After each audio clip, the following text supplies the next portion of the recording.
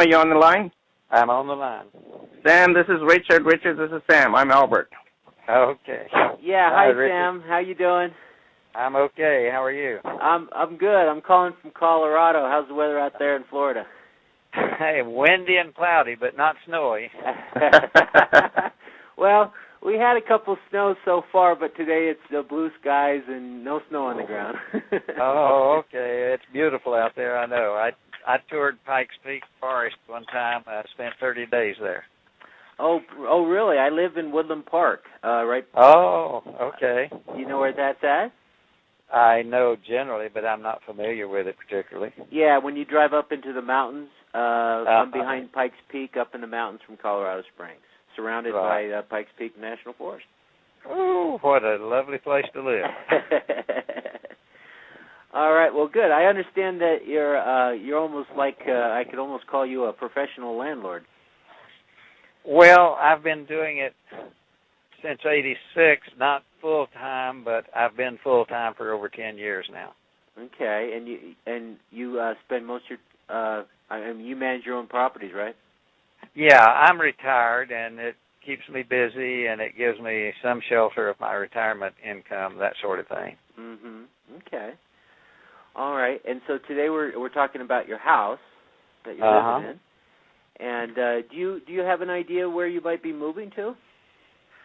I had bought a house to move into, and before I had it finished, someone wanted to rent it, so I rented it out from under myself. So okay. I'll find another one. Actually, I have a family home in North Carolina I could spend as much time as I need to, and it's fully. In fact, I'm going there this weekend and to winterize it, but I just take my toothbrush and I'm home and got everything I need. What part of North Carolina?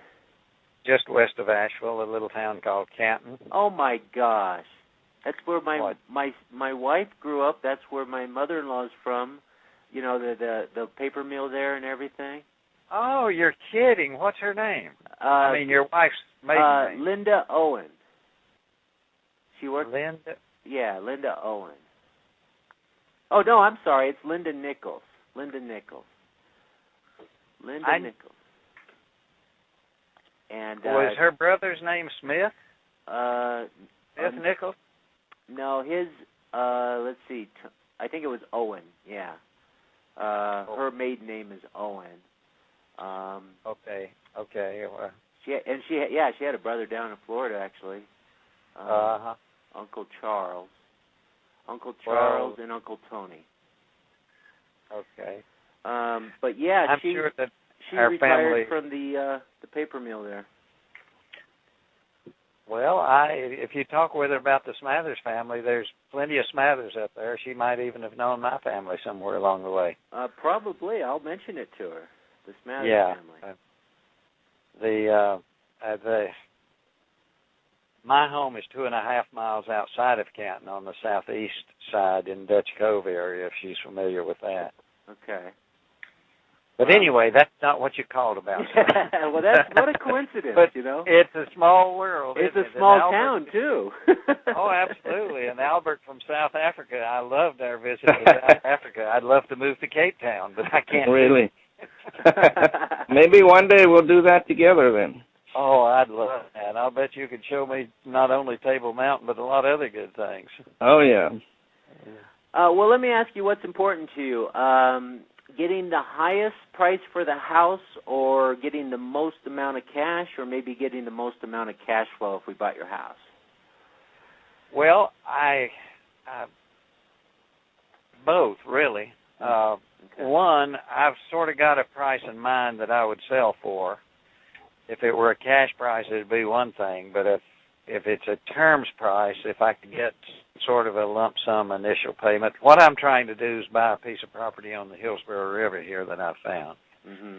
And, of course, that'll have to be a cash deal for me. So cash is king right now all the way around. But I don't know, on a note, I own the home in a family estate. Both of my daughters are on the title as well, and they are agreeable to do anything that I want to do. Okay. They can take payments we could split the payment 3 ways. They would get their share if you made it on an automatic deduction, that sort of thing. Okay. Uh, All right. And then now another thing we can talk about for raising more cash for you is if you were interested in getting some of the regular income that you're getting on your portfolio, your other properties. Right. If we did anything on those, we can raise more cash on those. And sometimes what we look to do, we actually specialize with retiring landlords, and we look to get you maybe the same net income that you're getting now without managing the properties, without, get you some cash, but also get you the same income that you're getting managing the properties without the ownership. Are taxes a concern at all as far as like capital gains or anything like that? Capital gains are not a concern at this time because I've had so many write-offs over the years that I'm pretty well okay on any capital gains issues. Okay. Now, I have an accountant that I have to talk with to verify if there is a ceiling or a limit in any way. And are those your properties or family properties? Well, I have a combination. The house I live in is a family property. Okay. The other properties I have, some of them are in my name individually, and some of them are in my corporate name. Okay. Either way, it's just a matter of administratively handling whatever the law requires, but I have full authority on everything. Have you ever done an installment sale in the past, taken back a note? I do have one that's existing right now that we could consider as a part of that or that lump sum consideration. Okay. Because, if there is any tax liability, you only have to pay it when you receive it on an installment sale. Right. Uh-huh. And our goal, our plan, with the crazy way the economy is today, is we have to take a long-term buy and hold approach. Oh, absolutely, and that's been my approach since day one. Because in the '80s, when they went through the rest of the thing, I had properties that most people gave up, and I kept mine going. Exactly. Good. And so one of the ways we can push the price up is to kind of calculate some of the excess profits we plan on getting down the road and just add it to the purchase price today, and that's one of the ways we pay top dollar. So I can give you one example. Now, I know you want to raise some cash, but I'll give you an example. The more cash we give you, kind of the price comes down from there, because we're using those funds. The more funds that we use, we can't use those funds on other properties. Oh, absolutely. I understand. Okay. So we could pay up to, $267,000 for your house on Flagstone if you just wanted the income stream. And then the house could support $750 a month as an income stream. And that in doing it like that would get the kind of like the highest price, okay? And then we come down from there. Mm-hmm. Well, of course, that price would be compatible with what I would be interested in, the income stream. What kind of note would we be talking about that it would be paid off within what period of time? The longer we go, and again, so what we do is we don't really plan on any appreciation for the next 4 or 5 years.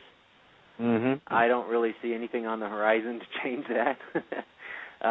But over time, as you know, real estate goes up. So the longer we go, the more we push up the price. So that's on a 15-year, 180 months of payments. It would be $750 a month for 180 months, and then a balloon payment of $132. So kind of a lump sum, $132,000 at the end of 15 years, and along the way it would be $750 a month on a note secured by the property. Mm-hmm. Okay, and that would be with no money down in the beginning. Yeah, and let me contrast that with money down. Okay. Okay. That would be, so to give you an example, if we gave you $15,000 down at closing, give you $600 a month on the property, and the price would be $245. Okay. $245, $600 a month, and that would be $15,000. Okay, and what are my recourses if anything turns sour on the deal? If anything went sour on the deal, if anything went sour on the deal, we would take care of you anyways. We would just use our other resources to take care of you. So you shouldn't, if we had a problem with the property, we shouldn't have that affect you, right? Because we're promising to pay regardless. You're just right. You're just a secured lien holder. If the market tanked, or whatever, we would, or we had any problem with the property, something unexpected, we would still be committed to taking care of you. And of course, your recourse would be to, get the house. So that's your recourse, just like a bank. But if we couldn't keep our agreements for any reason, we would just give you the house. You wouldn't have to, go through a legal process. I mean, technically, if we didn't cooperate, you would have to. But well, basically, what we're saying, if we can't keep our agreements, we'd be happy to give the house back.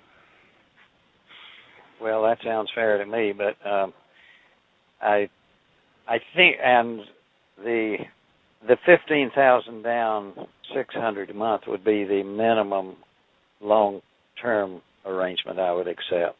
Okay. I can run that by my daughters.